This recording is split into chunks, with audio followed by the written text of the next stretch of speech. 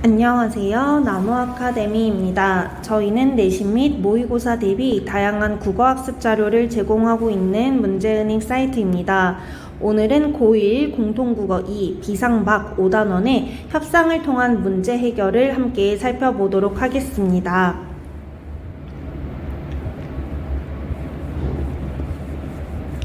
자, 지문들이 쭉 제시되어 있는데요. 저희는 이 협상 내용을 정리한 도표를 바탕으로 한번 내용을 파악해 보도록 하겠습니다. 내용 파악에 들어가기에 앞서 저희 협상의 개념과 절차를 먼저 짚어볼게요. 협상이란 개인이나 집단 사이에서 이익과 주장이 달라서 갈등이 발생했을 때 갈등을 해결하고 서로에게 이익이 되는 방법을 찾기 위해 서로 타협하고 조정하면서 해결 방법을 찾아가는 의사소통 방법이 되겠습니다. 우리 이런 것을 협상이라고 하고요. 시작 단계와 조정 단계의 해결 단계로 이루어져 있습니다. 시작 단계에서는 갈등의 원인을 분석해야 하고 문제 해결 가능성을 확인해야 합니다. 이후 상대방의 처지와 관점을 이해하고요. 구체적인 제안이나 대안을 제시해서 상호 검토하는 과정을 거칩니다. 해결 단계에서는 최선의 해결책을 제시하고 타협과 양보를 통해 문제를 해결하고 합의를 도출합니다. 따라서 자신의 이익을 추구하는 것도 좋지만 자신의 이익만 추구하는 것은 적절하지 않죠. 자신과 이제 상대 측의 이익을 모두 고려하는 것이 성공적인 협상이 되겠습니다. 가사실 사용을 위한 협상은요, 아무래도 협상의 지문이다 보니 설득적이고 논리적일 거고요. 가사실과 동아리 지원금 사용 여부에 관한 협상을 주제로 하고 있습니다. 협상 절차에 따라서 협상 참여자들이 순서대로 발언을 하고 있고, 협상 참여자들이 갈등 상황을 해결하기 위한 대안을 제시하는 것도 확인할 수가 있었습니다. 아까 저희가 협상의 시작 단계, 조정 단계, 해결 단계로 이루어져 있다고 설명을 드렸었는데요. 해당 협상의 시작 단계에서는요, 가사실 공간과 동아리 지원금 사용에 대한 서로의 입장을 확인하고 있었고요. 조정 단계에서는 가사실 공간과 동아리 지원금 사용에 대한 대안을 제시하고 상호 검토하는 과정을 거쳤습니다. 해결 단계에서는 가사실 공간과 동아리 지원금 사용에 대한 내용을 합의했죠. 자, 첫 번째 대안은요, 도서관 이용 학생들에게 간식을 제공할 것을 제안한 것이고요. 상호 검토 단계에서 단순한 간식 제공의 효과는 미미하다고 판단을 내렸습니다. 두 번째 대안은요, 스터디 카페와 같은 공간으로 구성할 것을 제안을 했고요. 상호 검토 과정에서는 이런 용도 변경에 찬성하며 각 동아리가 사용하는 시간을 설정할 것을 추가 제안했습니다.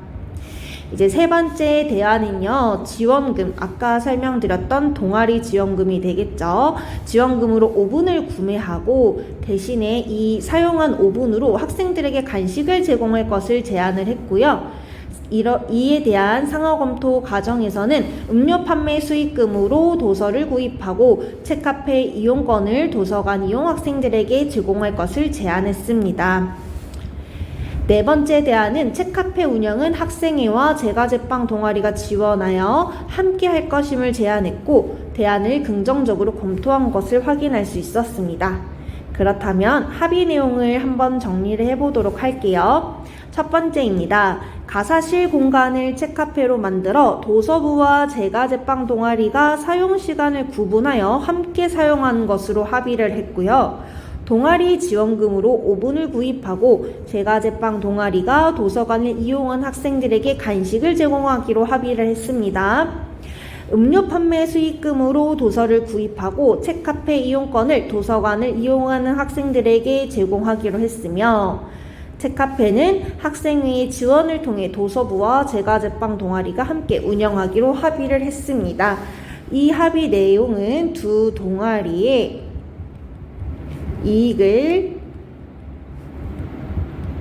모두 고려한 내용이 되겠죠. 그렇다면 협상 시에서는 어떠한 것들을 고려하면 좋을지도 살펴보도록 할게요. 첫 번째, 쟁점이 되는 사항을 명확히 파악하고, 여러분 협상에서 쟁점은요, 서로의 이익이 충돌하는 지점, 그러니까 해결해야 하는 부분이 되겠죠. 이런 사항들을 명확히 파악하고 양보할 수 있는 지점과 없는 지점을 분명히 정해야 해요. 그런데 협상에서 중요해야 되는 게 나는 우리 동아리 이익만 너무 중요해, 양보 안 하고 싶어는 절대 이루어질 수가 없습니다. 아시겠죠? 애초에 협상은 양측의 양보가 이루어져야 돼요. 그렇기 때문에 양보를 안 하고 나의 이익만 추구한다, 이런 내용이 있으면 적절하지 않은 설명이 되겠습니다. 또한 서로가 만족할 수 있는 협상 가능 영역을 명확히 파악하는 게 중요해요. 이 영역 안에서 어느 부분을 양보하고 어느 부분은 타협할 수 없는지를 확실하게 제시해야 되거든요. 그렇다면 저희는 관련 문제를 한번 풀어보도록 할게요.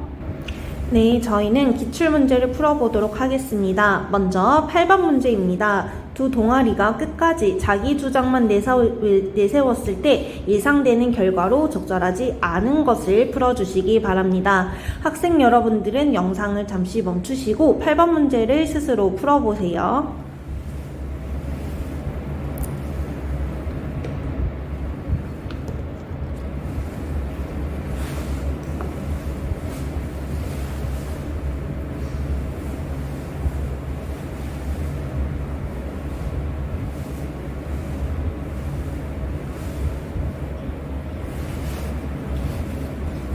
네, 정답은 몇 번이죠? 바로 3번이 되겠습니다. 이후 유사한 갈등 상황이 발생할 경우 상대방의 입장을 더욱 빠르게 파악할 수 있다. 제가 아까 자기 주장만 내세우는 건 안 된다라고 했어요. 자, 이후 자기 주장만 유사하게 된다면 이후 유사한 갈등 상황이 발생할 경우에도 상대방의 입장을 파악하여 문제를 해결하는 데 도움이 되지 않습니다. 아시겠죠? 자, 서로의 상황을 충분히 이해하지 못해 갈등 지속될 거겠죠. 그쵸? 양보를 서로 안 하려고 하니까요. 당연히 갈등 조율도 실패할 거고요. 협상 과정이 반복되며 양측 모두 피로감과 반감을 느낄 수 있게 되겠습니다. 합의점 없이 시간이 흐르면서 해결 의지가 약화되고, 여러분 해결될 뭔가 기미가 안 보인다면 이런 의지가 당연히 약화되겠죠. 맞는 말입니다. 자, 우리가 협상이라는 것이요. 협상이라는 것이 갈등을 해결하고 그 다음에 서로에게 이익이 되는 그런 방법을 찾기 위해 타협하고 조정하면서 해결을 하는 과정이기 때문에 자신의 주장만 내세우는 것은 적절한 방법이 되지 않겠습니다.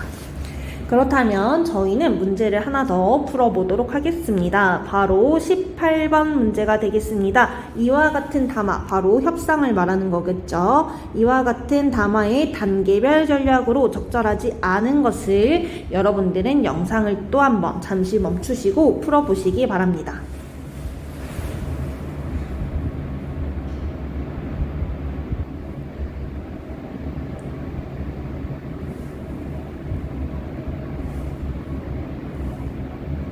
네, 문제를 잘 풀어보셨나요? 자, 정답은 3번이 되겠습니다. 상대방의 논리를 비판하며, 여러분 비판하면요, 뭔가 양보할 수 있나요? 서로 이해할 수 있나요? 아니죠. 그쵸? 그 다음에 관철한다는 것은 자신의 입장만을 쭉 고수한다라는 건데, 이는 아까 8번 문제에서 살펴봤었던 이제 협상의 정의와도 일치하지가 않습니다. 1번, 각자의 입장을 분명히 밝히고 상대의 입장을 경청한다. 나의 입장을 밝히는 건 이해가 될 텐데요. 상대방의 입장을 경청해야 얘네가 원하는 것이 무엇인지 어떠한 것을 들어주면 좋을지를 파악할 수가 있어요. 그렇기 때문에 상대방의 입장을 당연히 경청해야 되고요.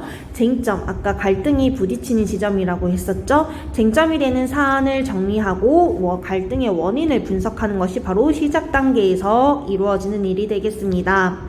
조정 단계에서는요, 서로의 입장을 밝힌 이후에 양보할 수 있는 조건을 찾아서 절충안을 모색해야 되고요.